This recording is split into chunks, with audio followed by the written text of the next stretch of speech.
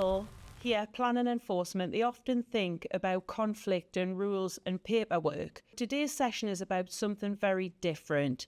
It's about opportunity, progression, and building a lasting career you might not have even considered. We're going to talk honestly about what the job's like, who it suits, and why an apprenticeship can be an incredible way in. We're running a podcast in relation with National Apprenticeship Weeks, which run from the 9th to the 15th of February 2026. Today, I'm joined by someone who started their career in planning enforcement and went on to become director at Sunderland City Council. I'd like to welcome Sunderland's very own Marc Morley, Director of City Services. Good morning, Marc, and welcome, and thank you for taking part in this podcast this morning. Morning, Claire. Thank you for inviting me. So first, I'd like to talk a little bit about you before we get on to the crux of the planning enforcement. Take us back to what you were doing at the start of your career before planning enforcement. Well, pretty much I was a Sunderland-born lad who went to university, didn't have a clear career pathway in mind, so left with a degree. I tried a few roles, different jobs, and I ended up working in planning enforcement at Sunderland City Council. So it wasn't part of your grand plan to work in local government then? No, I'd been made redundant from my previous job, which was on the banks of the River Tyne in the shipyards, and I was looking what to do next. Opportunity arose, and I took a job in planning, primarily working as an admin assistant in planning at the time. A role came up for a planning enforcement officer. A very astute person suggested I might be suitable for the role, so I took the opportunity and applied for it, and the rest, as they say, is history. That's probably great news for anybody watching this. People won't have their career mapped out at this stage. So if someone told you back then that you'd progressed to director level, what would you have said?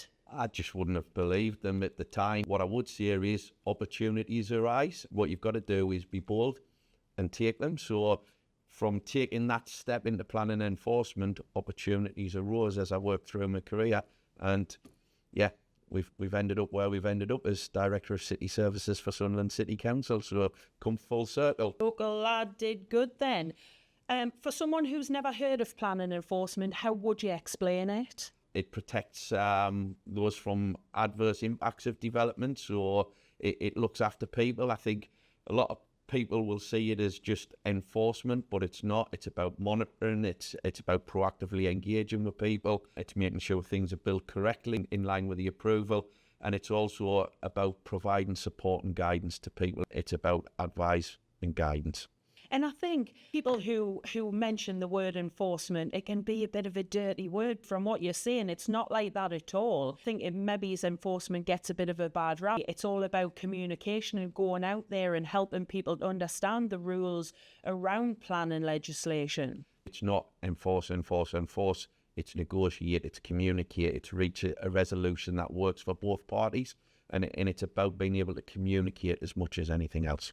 What does a typical day look like as an enforcement officer? So what kind of duties do you carry out on a daily basis? There isn't a typical day. I think if there was a typical day, it would become boring, So each case has its own differences. There is paperwork, but it's about getting out and about. It's about being on site. Gives you that experience of working with different professionals on a daily basis. So you'll interact with highways professionals, building control professionals. You could be looking at a fence one day, 300 house development the next, So you mentioned a bit about the paperwork. What other aspects of the job? Because I think some of our viewers will think, oh, paperwork, that sounds a little bit boring. But actually going out to development sites, you mentioned, and getting out and meeting there. What kind of things do planning enforcement tackle? We're looking to make sure that what is actually being built is what's on the plan. So you've got that side of the paperwork to do, but it's about checking that things are happening. So are they opening at the right time? Are they closing at the right time?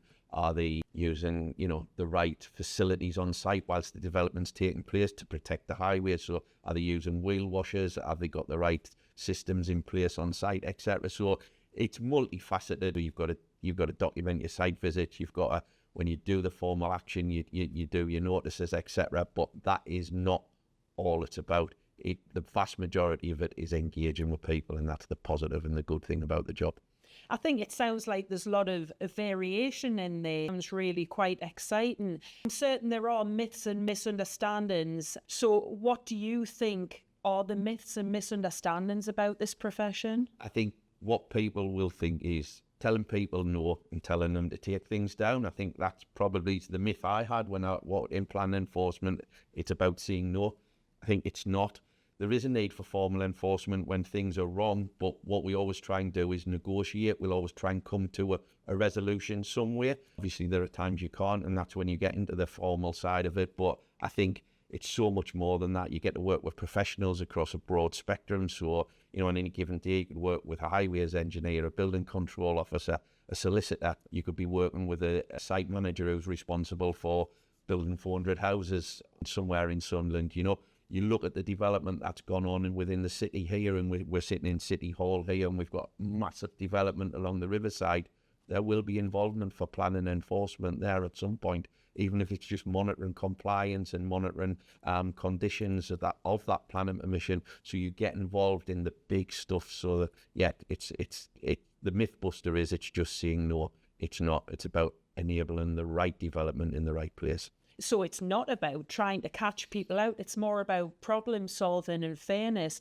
And actually, I think probably a lot of residents, if you're protecting their area, they can probably, rather than be angry with you, they're probably really quite supportive of planning enforcement. Yeah. If development or an unauthorised use is having an impact on the community, planning enforcement is a part of the solution to improve that community. And working with other colleagues, maybe in environmental health or whatever, we can solve a problem to the benefit of that community and those residents that are affected by it. That's fantastic. I mean, we all want to help out and do our little part. And I think if we can, bust those myths here today and actually tell people how positive planning enforcement can be, we'll get that apprentice that we want and get that workforce that we want who can proactively go out into the community and do good. What a key part of the role is engaging, talking with people, understanding different views and coming to the right resolution for everybody. I think what people might worry about is, I don't know the legislation, and legislation can be learned. I think one thing that I've took from what you've just said there is actually communication seems to be the most important skill that you could have. Yeah, I think what we're looking for in this role in planning enforcement is somebody who can communicate, who's keen to learn, and a positive. People comfortable working indoors and outdoors. You've got to be out on site. You've got to be prepared to put the muddy boots on. You've got to be prepared with the rain we've got today to be out there in all sorts of weather.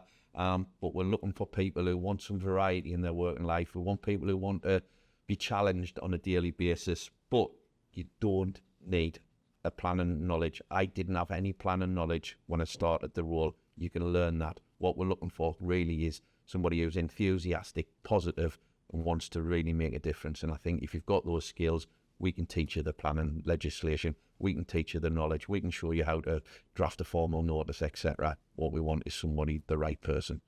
That's a fantastic message. We'll give you the information. If you can bring yourself, your enthusiasm and your skills, we can teach you the legislation that goes alongside that. Yeah, definitely. Like I say, being able to communicate is key. If you're a good communicator and able to engage with people, we can teach you the skills, we can learn you the legislation, we can teach the regulations. That's not a problem. We're looking for the right person. And what kind of people thrive in this type of role?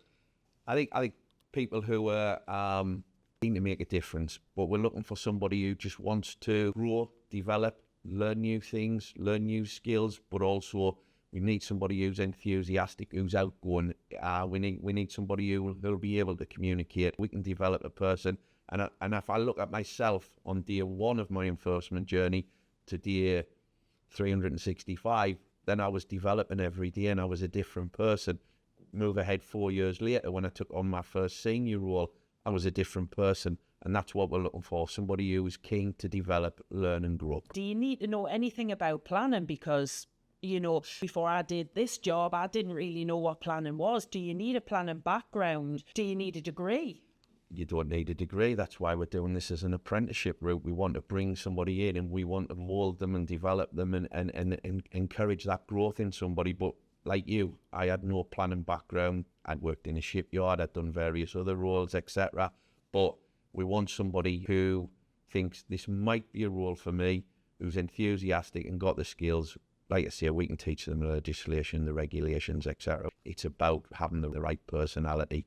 And if you're keen, enthusiastic, you like working with people, and you don't mind going out in the rain, then we can make a great planning and enforcement officer out of that person. What skills matter more than qualifications? That ability to communicate, those people skills, those softer skills. So we're looking for somebody who can, communicate to a wide variety of people. So a resident who's got a residential development, or a house builder who's doing, again, say 300 houses on a site. And we're looking for, people who can remain calm and think on their feet. It's about having those sorts of softer skills where you can communicate and remain calm in somewhat difficult circumstances. Do you think this could be a good route into plan enforcement as opposed to the traditional route, which would be to go to university? That's not everybody's bag, to go to university and study. So how do you think the apprenticeship can be a good foot in the door? I think it gives you the ability to learn on the job. So you're not in a classroom 5 days a week. It allows you to do is learn on the job. So some people learn better in a practical environment, and I think I've worked with many people over the years, and I've had the pleasure of mentoring a lot of people, and school and college wasn't for them. They were academic enough to get through school, but they didn't feel that they wanted to go to college and study full time. They wanted to get out there in that work environment and learn on the job. And I've had the pleasure to mentor a lot of people who have started off working with me and then gone on to gain other qualifications. So I think learning on the job, it gives you obviously money in your pocket as well, which is always an advantage in this current climate. And we've also got mentorship. So we've got people in the authority that can guide you and provide that mentorship throughout your learning activity as well.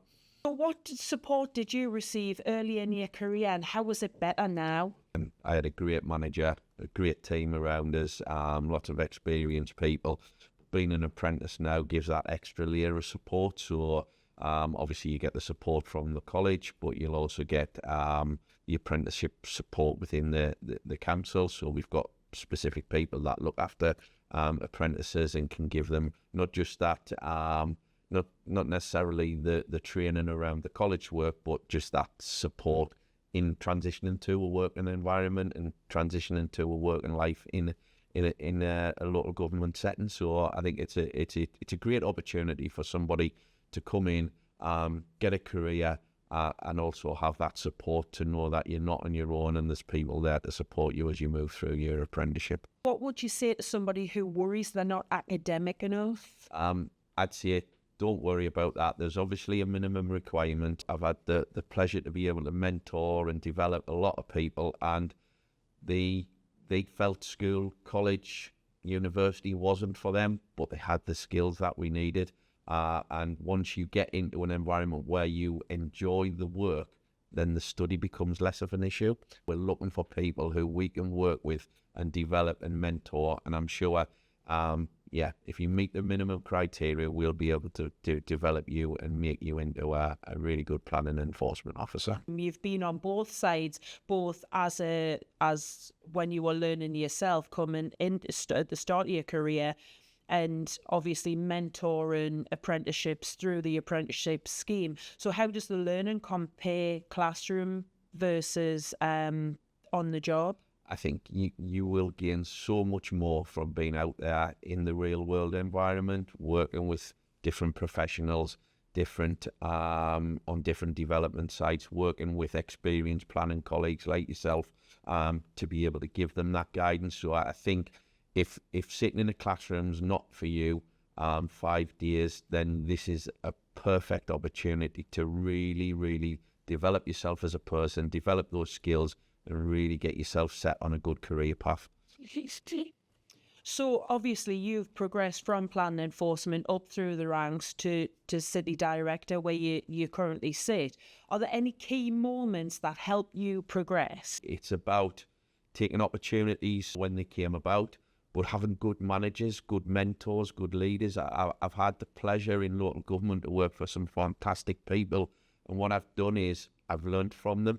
I've taken the key bits of them and helped them use those to develop myself. So I think it's always good to want to be developing and want to do things, but just take your time, get on that career path, get on that journey, and then if opportunities arise, have the confidence to go. I think you've got to learn from those experiences. If you get a knockback in life, it's how you react to the knockback rather than as much as anything else. And I think learning from key people is one of the key things that I've took from it.